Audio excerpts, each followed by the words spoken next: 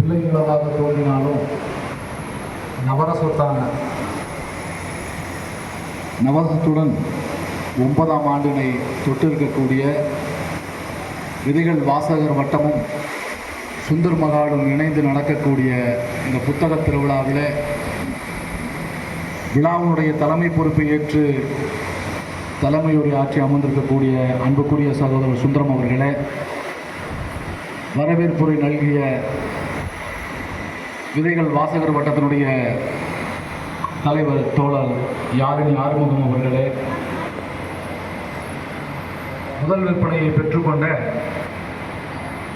அரசு கலைக்கல்லூரியினுடைய தமிழ்துறை சார்ந்த எண்ணமங்கலம் பழனிசாமி ஐயா அவர்களே, எனக்கு முன்பு வாழ்த்துறை வழங்கி இருக்கக்கூடிய அன்புக்குரிய அண்ணன் திரு எஸ்பி வெங்கடசாமி அவர்களே, எனக்கு பின்பாக உரையாற்ற அமர்ந்திருக்கக்கூடிய சகோதரர் கமலக்கண்ணன் அவர்களே, ஏனைய பெரியோர்களே, இந்த விழாவிற்கு வருகின்றிருக்கக்கூடிய அன்புக்குரிய தோழர்களே, உங்கள் அனைவருக்கும் நான் சார்ந்திருக்கக்கூடிய தமிழ்நாடு வணிகர் சங்கங்களின் பேரமைப்பின் சார்பிலும் சத்தியமங்கலம் அனைத்து வணிகர் பேரமைப்பின் சார்பிலும் என்னோடு கலந்து கொண்டிருக்கக்கூடிய நிர்வாகிகள் ராஜ்குமார், ஹரீஷ், அப்சல், பரத் ஆகியோரின் சார்பில் எங்களின் பணிவான வணக்கங்களை முதலிலே சமர்ப்பித்துக் கொள்கின்றோம்.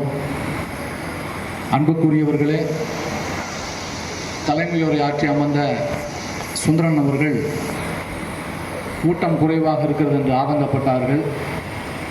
சென்ற ஆண்டு விட இந்த ஆண்டு கொஞ்சம் கூட்டம் அதிகமாக இருப்பதாக நான் கருதுகிறேன். மழையினுடைய இடையூறு இருந்தாலும் கூட அவை அனைத்தையும் தாண்டி இந்த அளவுக்கு நீங்கள் வந்திருப்பதே இந்த புத்தகத்தின் பேரில் எந்த அளவுக்கு உங்களுக்கு முக்கியத்துவம் வந்திருக்கிறது என்பதை நீங்கள் உணர்ந்திருப்பீர்கள். 9 ஆண்டுகளுக்கு முன்பாக 1ஆம் ஆண்டு இந்த புத்தக திருவிழாவை நடத்துகின்ற பொழுது பல விமர்சனங்களை நாம் கேட்டிருப்போம். எத்தகைய விமர்சனங்கள் என்று சொன்னால், நம்ம ஊருக்கு இது மாதிரியான விழா தேவையா, யார் புத்தகம் படிக்க போகிறாங்க, இருக்கக்கூடிய வேலையும் குழப்பம் பார்க்குறதே பெரிய விஷயமா இருக்குன்னு சொன்னவர்கள் இன்று படிப்படியாக அதற்குண்டான வளர்ச்சியோடு அதற்குண்டான அர்ப்பணிப்பு உணர்வோடு இந்த விதைகள் வாசகர் வட்டம் தொடர்ந்து தன்னுடைய பணியை செய்வதன் காரணத்தினால் இன்று நம்முடைய சத்தியமங்கலம் நகருக்கு இது போன்ற ஒரு பெரும் அறிவு திருவிழா நடத்துவதற்குண்டான ஒரு பெரும் பாக்கியம் நமக்கு கிடைத்திருக்கிறது என்று சொன்னால் அது மிகைப்பாக. ஆடி மாதம் என்று சொன்னாலே நம்முடைய ஊர்களுடைய சுற்று வட்டாரங்களில் திருவிழாக்கள் நடைபெறும் என்பதை நாம் அறிவோம். அதுபோல இந்த ஜூலை 10ஆம் தேதி வந்தாலே இந்த சுந்தர் மகாலிலே அறிவு தேடலுக்கு உண்டான ஒரு மிகப்பெரிய ஒரு புதையல் இருக்கிறது என்பதற்கு அச்சாரமாக தொடர்ந்து இங்கு நடைபெற்று வருகிறது. புத்தகம் என்பது ஒரு காலகட்டத்திலே படிக்கக்கூடியவர்களுக்கும் கல்வியாளர்களுக்கும் என்று மட்டும்தான் இருந்தது.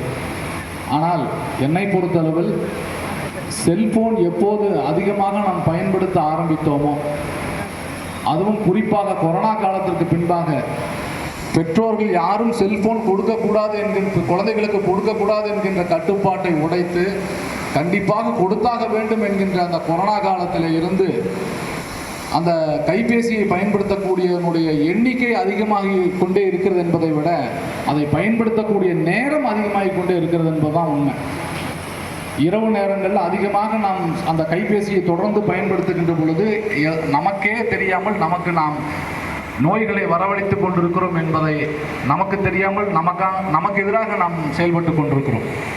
இவை அனைத்தையும் தவிர்ப்பதற்கும் நம்முடைய எண்ணங்களையும் சிந்தனைகளையும் செம்மைப்படுத்திக் கொள்வதற்கு படித்து கொண்டிருக்கக்கூடியவர்களுக்கு மட்டுமல்ல, கல்வியாளர்களுக்கு மட்டுமல்ல, சொற்பொழிவு செய்யக்கூடியவர்களுக்கு மட்டுமல்ல, சாதாரண சாமானியர்களுக்கும் இன்று இந்த புத்தகம் தேவை என்பதை நாம் முதலில் புரிந்து கொள்ள வேண்டும். எப்படி உணவுக்காக நாம் நேரம் ஒதுக்குகிறோமோ, முக்கியமாக செல்போன் பார்க்குறதுக்கு எப்படி நாம் இந்த நேரம் ஒதுக்குகிறோமோ, அதுபோல உறக்கத்திற்கு செல்வதற்கு முன்பாக ஒரு அரை மணி நேரமாவது எந்த புத்தகமாக இருந்தாலும் சரி, உங்களுக்கு பிடித்த கதையாக இருக்கலாம், கட்டுரையாக இருக்கலாம், அரசியலாக இருக்கலாம், எதுவாக இருந்தாலும், இயற்கை சார்ந்து இருக்கலாம், எதுவாக இருந்தாலும் தொடர்ந்து பல்வேறு புத்தகங்களை படிக்க நம்மையும் நாம் செம்மைப்படுத்துகிறோம். நம்முடைய உள்ளங்களும் செம்மையாகிறது. நாம் மட்டுமல்ல, கல்வியையும் அறிவையும் பெற்றுக்கொள்ளுகின்ற பொழுது எத்தனை கோடி இருந்தாலும் நாளை ஒன்றும் இல்லாமல் போகுவதை நாம் பார்த்திருக்கிறோம். எத்தனை சொத்துக்கள் இருந்தாலும் அது நாளை ஒன்றுமில்லாமல் வீதியில் நிற்கக்கூடியதை நாம் பார்த்திருக்கிறோம். ஆனால் கல்வி ஒன்று மட்டும்தான் நம்மிடம் இருக்கிறது என்று சொன்னால் அது அழிவும் செய்வதில்லை, அள்ளி அள்ளி அடுத்தவருக்கு வழங்கவும் முடியும், அதனால் மற்றவர்களும் பயனடைய முடியும் என்பதை இது போன்ற புத்தகங்களை படிப்பதனால் ஏற்படும் என்பதை சொல்லி என்னுடைய ஒரு சின்ன கோரிக்கை விதைகள் வாசகர் வட்டத்திற்கு வருகை இந்த புத்தக திருவிழாவுக்கு வரக்கூடியவர்கள் அதிகமாக வருகிறார்களா என்கின்ற ஒரு தகவலை மட்டும் நீங்கள் அடுத்த உரையிலே சொன்னால் இன்னும் கொஞ்சம் நன்றாக இருக்கும். சென்ற ஆண்டினுடைய வருகை பதிவேடு இந்த ஆண்டு எவ்வளோ ஆச்சு, அதுக்கு முந்தின ஆண்டுகள் எத்தனை பேர் வந்தார்கள் என்கின்ற பொழுது இன்னும் அதிகமாக மக்கள் வந்து கொண்டிருக்கிறார்கள் என்பது தெரிந்தால் இன்னும் அதிகமாக மக்கள் வருவதற்கு விரும்புவார்கள். அதே போல நம்முடைய பகுதியில் இருக்கக்கூடிய குழந்தைகளும் கல்வி பயிலக்கூடிய கல்வியாளர்களும் பள்ளியினுடைய நிர்வாகங்களும் இது போன்ற விழாக்களில் விரும்பி அவர்களை அழைத்து வருகிறதெல்லாம் நாம் பார்க்கிறோம் செய்தியாக. திரு யாழினி ஆர்வமும் தொடர்ந்து இந்த இந்த சம்பந்தமான செய்திகளை ஊடகங்களின் வாயிலாக நமக்கெல்லாம் அனுப்பி கொண்டே இருக்கின்றார்கள்.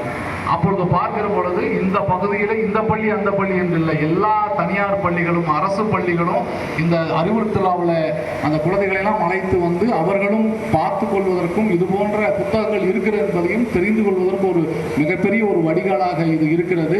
இது இன்னும் வரக்கூடிய காலங்களில் கல்லூரி பயிலக்கூடியவர்களையும் வர செய்து ஒரு பெரும் புரட்சியாக செய்து சத்தியமங்கலத்தினுடைய அடையாளங்களில் அறிவு திருவிழாவாக இருக்கக்கூடிய இந்த புத்தக திருவிழாவும் ஒரு அடையாளம் என்கின்ற அளவுக்கு இதை உருமாக்க வேண்டும் என்று சொல்லி எத்தகைய சூழலிலும் எங்களுடைய அனைத்து மனிதர் பேரமைப்பு உங்களோடு நின்று இந்த விழாவை சிறப்பு செய்திகள் ஒத்துழைப்போம் என்று கூறி வாய்ப்புக்கு நன்றி கூறி விடைபெறுகிறேன். நன்றி, வணக்கம், ஜெய்ஹிந்த்.